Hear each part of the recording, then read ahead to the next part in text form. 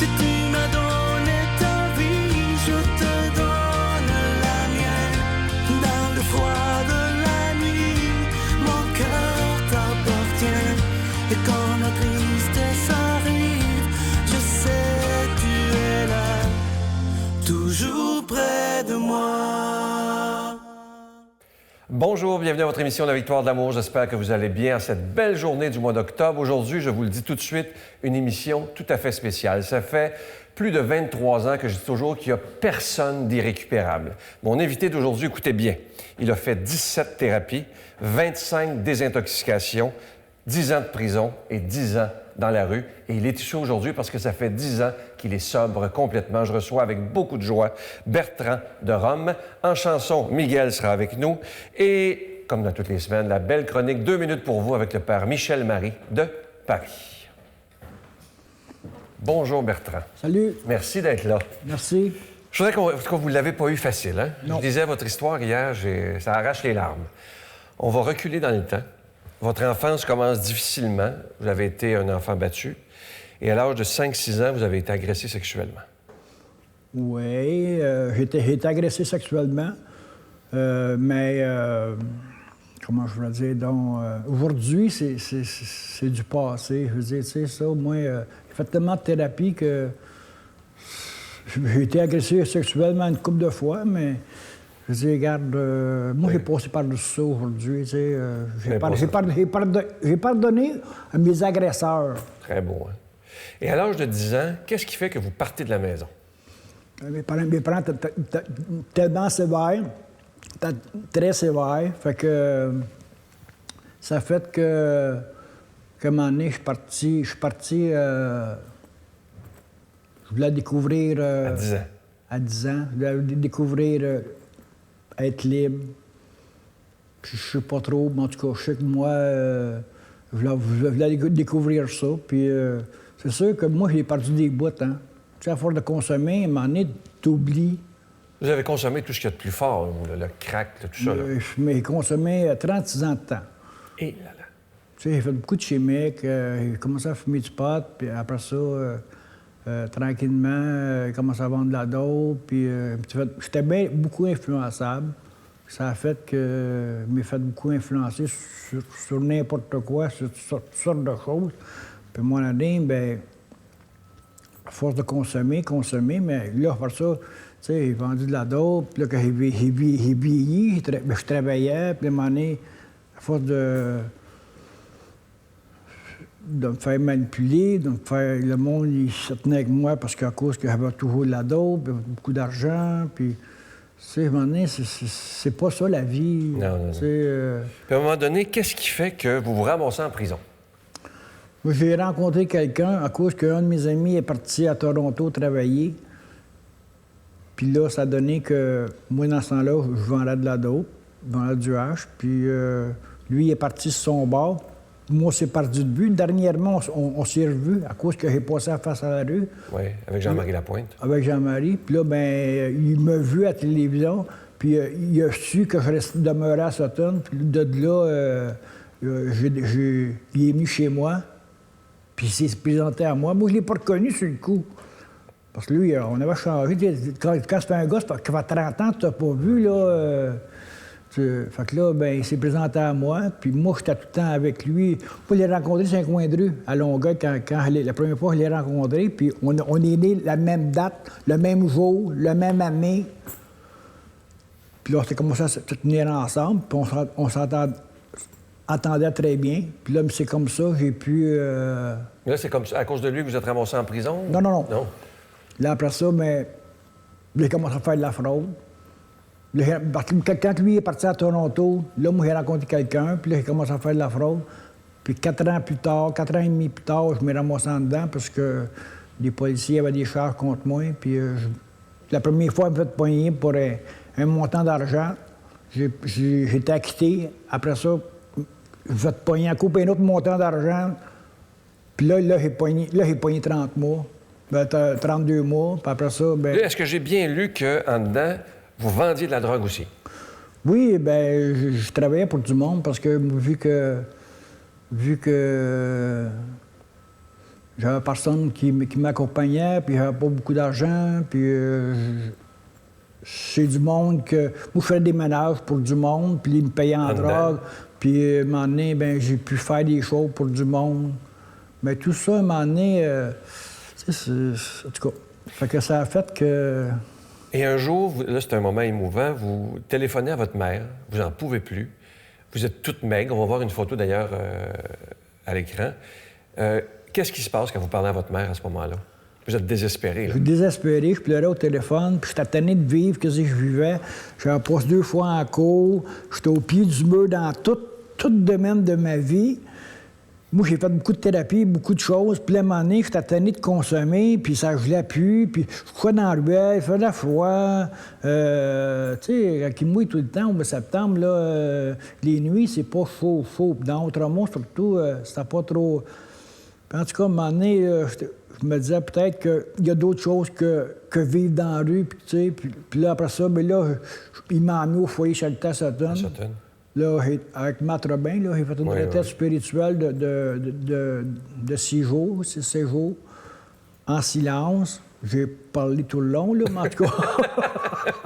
C'est comme une queue de boue, moi, je sautais partout, là. Là, je dormais, je mangeais mes 3 repas par jour. T'as pas habitué à ça, là. Je mangeais un repas par jour, puis juste, je mangeais un repas par jour, parce que je buvais beaucoup de bière, puis... Mais est-ce qu'à force de consommer comme ça tant d'années, à un moment donné, vous avez dû presque... Vous n'avez pas manqué mourir, à un moment donné? Non, parce que j'ai fait des thérapies. C'est ça qui m'a sauvé. Et un jour, il s'est passé quelque chose de très beau à l'Oratoire Saint-Joseph. Oui. Qu'est-ce qui s'est passé? Quand j'étais dans la rue, j'ai rencontré un diacre. Puis moi, j'avais beaucoup de misère à dire non. Puis à dire non, puis de m'exprimer, de tout ça. Fait qu'à un moment donné, j'étais à l'Oratoire Saint-Joseph, puis il y avait la petite Thérèse. Puis j'ai mis la main, puis j'ai demandé sincèrement. Parce que moi, là, regarde, la petite Thérèse m'a touché. 2 fois, l'Esprit Saint m'a touché. Bien, j'ai eu une grâce au pied de la croix au foyer Charité. J'ai été obéi 2 fois en repos de Saint-Esprit parce que moi, j'étais 3 ans et demi de temps à faire des cauchemars terribles de consommation parce que vu que j'ai consommé du crack, je consommais tous les jours, puis je consommais 7-8 grammes de coke par jour. Fait que, tu sais, il fallait 700-800 par jour, puis je vivais dans la rue, puis je vivais juste pour la consommation. Juste pour ça? Juste pour ça. À la place de voler, moi j'aimais mieux, parce que vu que j'ai fait du pénitencier, puis vu que j'ai fait bien des choses, mais j'aimais mieux quêter, demander de l'argent au monde, puis le monde m'en donnait. Puis c'est comme ça qu'à un moment donné, bien, je me rendu au bout du rouleau.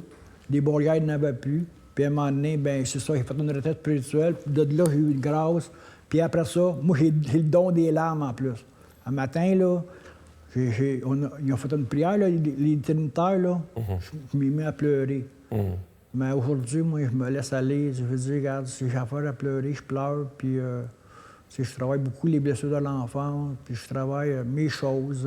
Est-ce que vous avez été capable de mettre le doigt sur pourquoi vous avez autant consommé et que vous êtes allé autant dans la rue, Pourquoi j'ai mis le doigt? Une bonne question. C'est la consommation qui m'a amené là. OK. Vu que j'avais de la misère, j'ai eu des contre-vues avec mes parents. De là, moi, j'avais pas confiance en moi. Il n'y a pas juste la faute de mes parents, il y a la faute à moi. Moi, c'est sûr, certain, mes parents, ils ont mal pris ça, là, parce que c'est sûr que, tu sais, ils se posaient des questions, c'est sûr, mais moi, ça n'a pas pour mal faire. Parce que la consommation était rendue, elle me contrôlait. Tu sais, à un moment donné, tu consommes un petit peu, mais moi, je consommais... Il n'y avait plus de barrière, là. Je consommais à l'extrême. Tu sais, tu consommes tous les jours. C'est comme un alcoolique qui boit tous les jours. Tu sais, moi, j'avais un de mes oncles qui buvait un 40 onces par jour, puis il buvait une caisse par semaine de 40 onces. Fait que, quand tu es rendu là, c'est à l'extrême. Fait qu'à un moment donné, bien, veux pas, tu fais ça un temps, mais à un moment donné, il faut que tu arrêtes parce que tu as la prison. Moi, j'ai connu la prison. J'ai fait 10 ans de pénitencier. J'ai connu la folie parce que j'étais dans la rue. Je suis pas allé au lampadaire. Ah oui. Puis après ça, ben je parlais tout le temps tout seul, puis tu sais, je courais dans la ruelle. C'est pas une vie de temps coucher dehors, puis vivre dehors, puis... Et voyons, j'en reviens pas de l'homme que j'ai devant moi, ce que vous êtes devenu. Ben c'est... Si Dieu n'avait pas été là, vous seriez plus là. Ben moi, c'est sûr, c'est ma maman Marie qui m'a... Ben, j'ai eu beaucoup des PR de protection parce que quand tu dis que t'es 3 ans et demi de temps à faire des cauchemars de consommation, là, puis même encore aujourd'hui, il faut que je me watch. Ah oui, même après 10 ans? Oui, oui. Après 10 ans, même cet hiver, là, il s'est passé de quoi avec mes parents, en tout cas. Il est arrivé un petit accrochage, puis moi, j'ai retombé encore dans... Je pleurais tout le temps, puis j'ai eu le goût de la coke est revenu. Même quand j'étais plus... Dans mon 10 ans, à un moment donné, j'étais à Montréal, puis il y a un gars qui m'a monté un sac de coke, en coup de goût, puis là, j'avais de l'argent dans mes poches, j'ai eu peur, puis... Ça veut dire que ça va vous suivre toute votre vie, ça, cette peur-là de... Faut que tu sois très vigilant, parce que, regarde, c'est la longueur de mon bras. C'est appelé le pocheur. C'est tout... Faut que je sois vigilant dans tout ce que je fais. Ouais. C'est pas évident, là. C'est travailler les blessures de l'enfant. Il y a bien du monde qui ne connaissent pas ça, les blessures de l'enfant. Il faut être conscient de... quand il y a des malaises ou des comportements que je veux améliorer, ou... ben, tu sais, l'itinéraire... Oui, c'est ça, j'en arrive. Là, maintenant, vous vendez l'itinéraire à Granby? À Granby, puis à Sutton. À Sutton, ça fait 8 ans. Et vous avez reçu, vous m'avez montré ça tantôt, ça m'a tellement touché, une médaille de l'Assemblée nationale. Oui. Pourquoi? Pourquoi? Parce que moi, à Granby, ça fait... On va la voir à l'écran, d'ailleurs. Ça fait 3 ans que je vais à Granby. Puis de là, ben moi, vu que j'essaie de sensibiliser les gens à l'itinérance, à la pauvreté, parce que le monde, ils ont tellement parce qu'à Granby, il y a tellement d'itinérants partout en région. C'est beaucoup caché. À Montréal, c'est plus libre. Tu vois ça sur le coin de la rue. Quand, comme tout à l'heure, tu te dis, j'ai rencontré une fille, il y a 2 filles sur le backpack, puis... Au Pérou, regarde, là, il est dans les fumées du crack. En tout cas, c'est pour te dire qu'aujourd'hui, en campagne, c'est plus caché. Puis moi, c'était pour en même temps, vendre mon journal, puis sensibiliser les gens un peu plus, comme je dis, tu sais, veux dire, comme dans l'itinéraire, tu as les 4 repas. Après, tu te donner de l'argent, tu sais, parce que moi, je ferais 500-600. Moi, je le sais, je suis bien placé parce que j'étais itinérant, j'ai quêté, j'ai mendié. Parce que moi, j'aime bien mieux... Qu'est-ce que j'ai eu de positif? J'essaie de le redonner. Donner au suivant, autrement dit. En tout cas, vous êtes un exemple, comme je disais dans l'ouverture, qu'il n'y a personne d'irrécupérable. Vous êtes un bel exemple, je trouve. Vraiment, là. Quand tu veux, moi me laisser bercer par le Seigneur, me laisser bercer par l'Esprit Saint, puis me laisser bercer par la Sainte Vierge. En tout cas, je vous félicite, premièrement. Merci. Vous avez de quoi être fier de vous. Merci. Parce que je sais qu'il y a des milliers de personnes qui vous écoutent et qui parfois sont peut-être inquiets pour leurs enfants et les petits-enfants.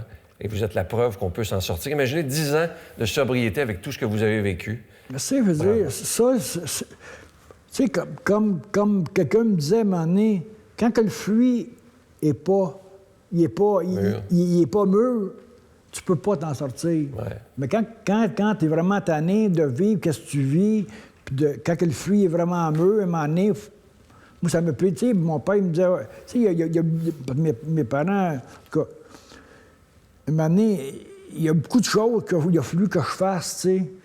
Mais moi, ça me faisait peur parce qu'il y a beaucoup d'affaires, mais une journée à la fois. Vous en êtes sorti. C'est ça. Une journée à la fois, on fait un petit pas, puis on fait des choses. Puis à un moment donné, moi, j'ai été accompagné par des accompagnateurs.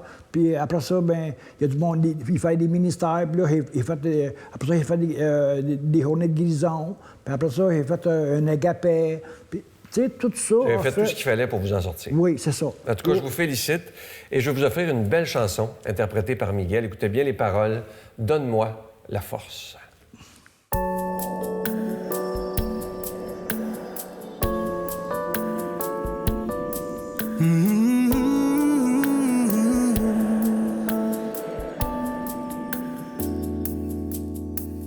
Jésus, j'ai les mains vides, je n'ai rien à t'offrir.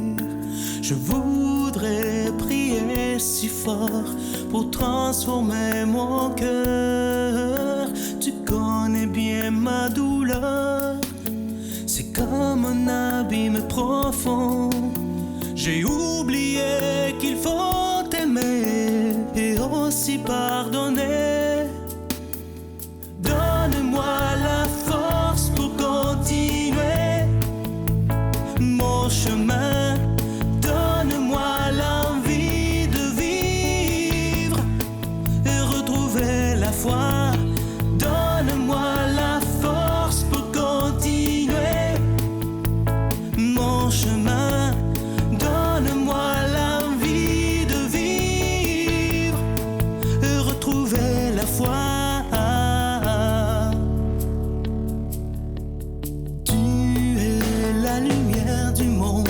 Le créateur de la vie, j'ai tellement besoin de toi, de ta parole d'espérance. Mon cœur était si malade, j'avais le goût de mourir. Tu m'as aidé dans mes souffrances, tu m'as redonné vie. Donne-moi la force pour continuer mon chemin. Donne-moi l'envie de vivre et retrouver la foi.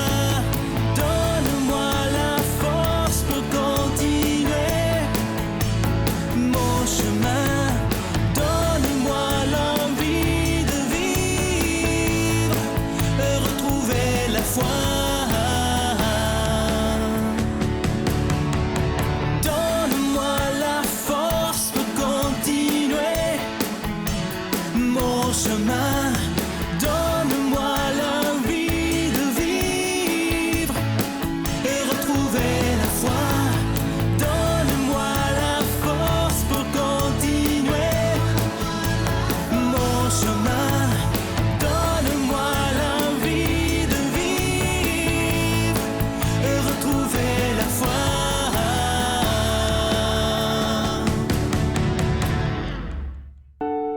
Je continuerai à croire, même si tout le monde perd espoir. Je continuerai à aimer, même si les autres parlent de haine. Je continuerai à construire, même si les autres détruisent. Je continuerai à parler de paix, même au milieu d'une guerre. Je dessinerai des sourires sur des visages en larmes et je tendrai les bras à ceux qui se sentent épuisés. Oui, je continuerai à croire. Notre Père qui es aux cieux, que ton nom soit sanctifié, que ton règne vienne, que ta volonté soit faite sur la terre comme au ciel. Donne-nous aujourd'hui notre pain de ce jour. Pardonne-nous nos offenses comme nous pardonnons à ceux qui nous ont offensés. Ne nous laisse pas entrer en tentation, mais délivre-nous du mal, car c'est à toi qu'appartient le règne, la puissance et la gloire pour les siècles des siècles. Amen. La victoire de l'amour présente Marie, mon secret, icône de la beauté divine. Avec le Père Michel Marie plongé dans cette véritable retraite spirituelle de plus de 6 heures sur Marie, Mère de Dieu. Et apprenez comment il peut naturellement nous guider vers son Fils. À partir de 49,99, obtenez-le en ligne sur lavictoiredelamour.org en format DVD au 514-523-4433 ou le 1-888-811-92-91. Laissez enfin Marie vous combler de sa grâce. Je suis tellement heureux de vous parler depuis quelques semaines de ce magnifique cadeau du mois. Il s'agit d'une épinglette. C'est le nouveau symbole de la victoire de l'amour. Vous voyez que je le porte à mon veston très fièrement. D'ailleurs, on en est vraiment fiers et je veux remercier celui qui l'a fabriqué. Et c'est beaucoup plus qu'un bijou, cette épinglette. C'est vraiment le symbole de ce qui nous unit à la victoire de l'amour. Alors, lorsque vous verrez quelqu'un qui porte ce symbole, il faudrait dire « Ah, on fait partie de cette belle famille de la victoire de l'amour. » L'épinglette, elle est plaquée or et argent et elle est déjà bénie. C'est avec un don de 25 $ ou si vous en voulez deux, avec un don de 40 $. Je vous donne l'adresse, la Victoire de l'amour, casier postal 120, succursale Boucherville à Boucherville, le J4B 5E6, je vous la redonne. La Victoire de l'amour, casier postal 120, succursale Boucherville à Boucherville, le J4B 5E6, également par téléphone, par carte de crédit, dans le 514-523-4433, 523-4433 ou sans frais, le 1-888-811-9291, 1-888-811-9291 et aussi sur notre site Internet, le www.lavictoiredelamour.org. Et je vous rappelle également qu'à la demande générale, le beau chapelet de Jésus Miséricorde, qui est en cristal avec des beaux petits anges argentés, il est de nouveau disponible. C'est à votre demande. On en avait manqué et les religieuses ont réussi à en fabriquer d'autres. Vous savez qu'il est fabriqué non pas en usine, mais à Mexico par une communauté religieuse. Et voilà, il est de nouveau disponible avec un don de 25 $. Je vais prendre le temps de vous remercier de tout cœur de votre grande générosité, parce que si cette œuvre existe depuis plus de 23 ans, c'est grâce à chacun et à chacune d'entre vous. Merci.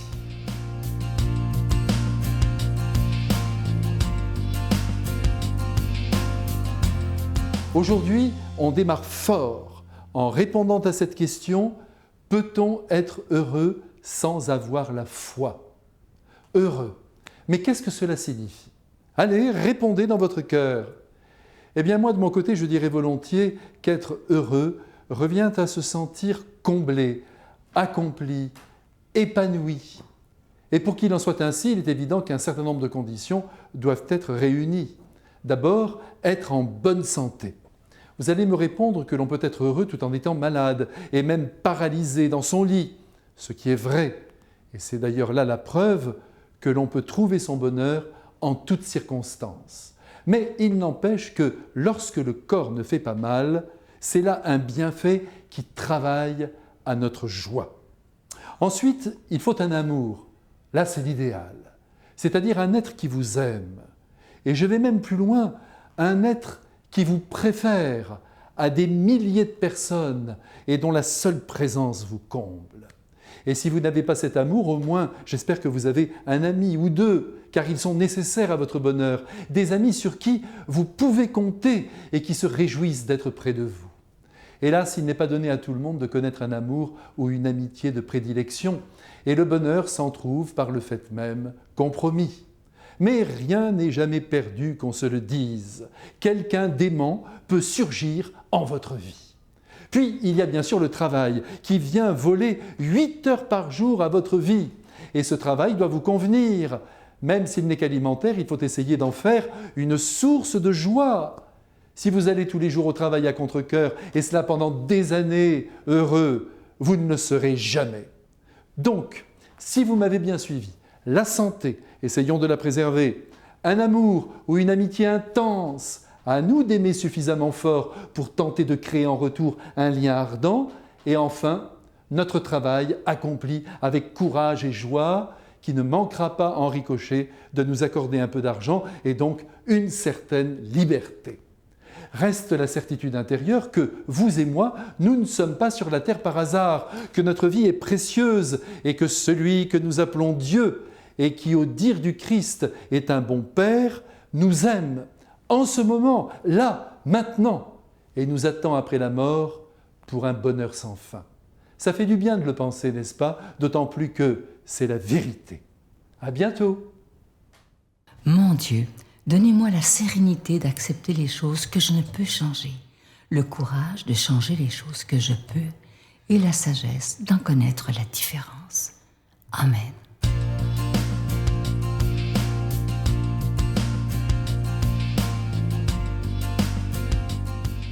Après ce témoignage si touchant de Bertrand aujourd'hui, je me suis permis de changer l'évangile du jour. J'espère que vous ne m'en voudrez pas, parce que j'ai pris un évangile qui me touche beaucoup et qui va bien avec les témoignages qu'on vient d'entendre. C'est dans Matthieu 28.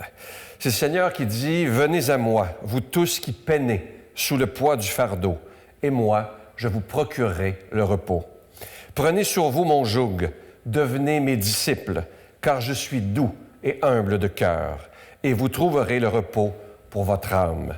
Oui, mon joug, il est facile à porter, et mon fardeau, il est léger. » C'est une très belle parole de Dieu. Et lorsque je repense à ce qu'on vient d'entendre de Bertrand, c'est tellement touchant lorsqu'il dit, ça m'a beaucoup touché, lorsqu'il dit dans le témoignage, « Je me suis laissé bercer par le Seigneur. » Lui qui était tellement brisé. Imaginez, là, 36 ans de consommation des pires drogues qui existent sur cette planète. Il a vécu dans la rue des années, une dizaine d'années de prison.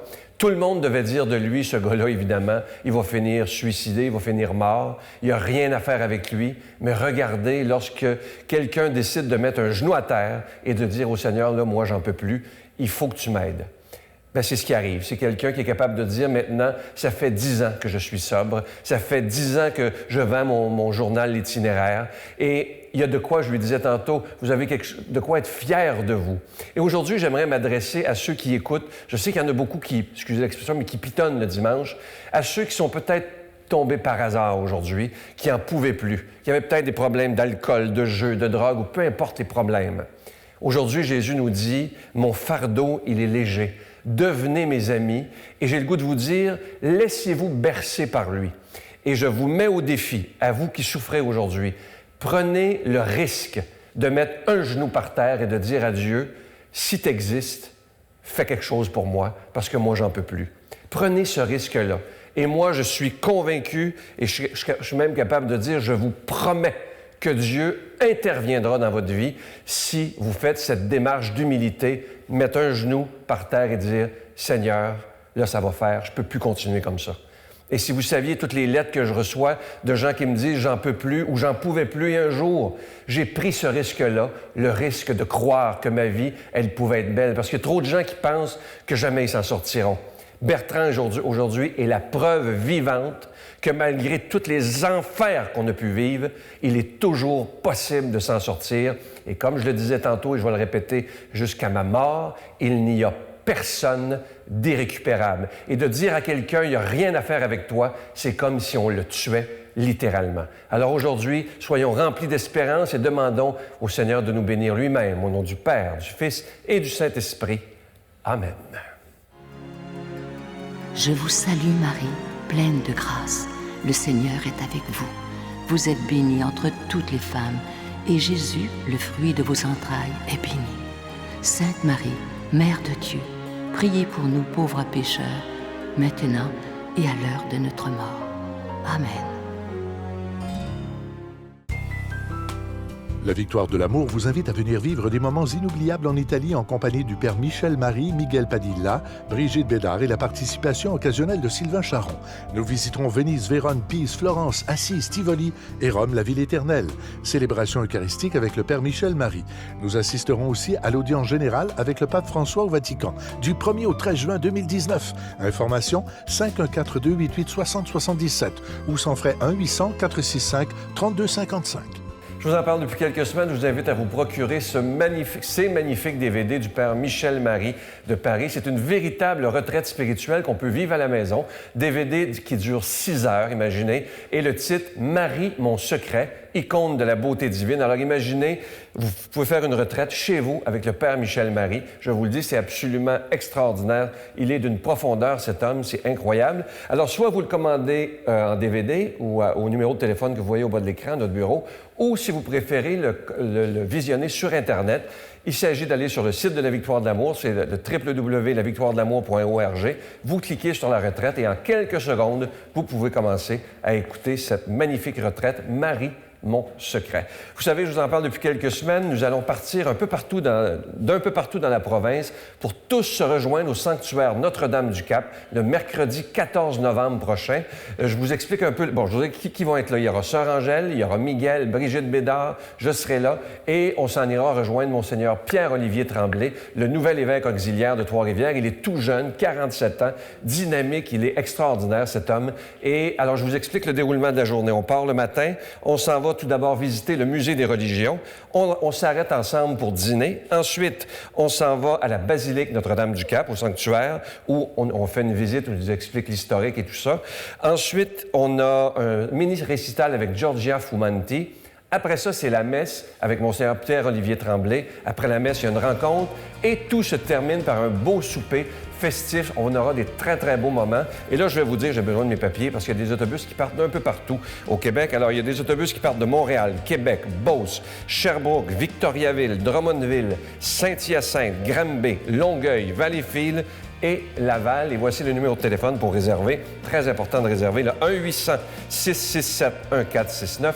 1-800-667-1469. Je vous le dis, on va aller prier ensemble et on va passer de très beaux moments. À demain. Bye.